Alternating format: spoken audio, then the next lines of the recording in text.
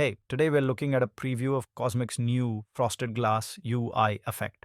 System 76 co-founder Carl Rischel shared screenshots of the look coming in Epoch 2, and it's slick.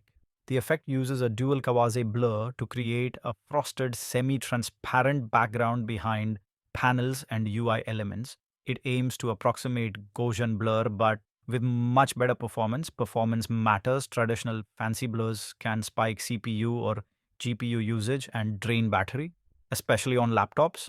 Pop OS is popular with gamers and power users, so System 76 is choosing an approach that adds visual polish without sacrificing responsiveness or battery life. Good news, the effect will be optional. Users can tweak intensity and transparency or turn it off completely. It's configurable bling, not forced design.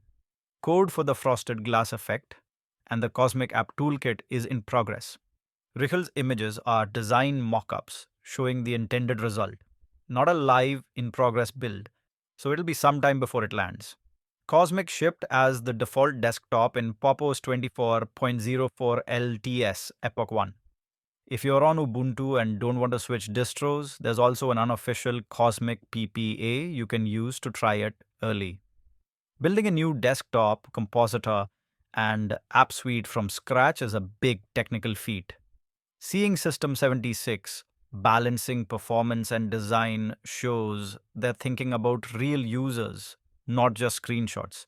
If you want follow ups when Epoch 2 features start landing, let me know in the comments. Subscribe for updates and deep dives into Linux desktop development.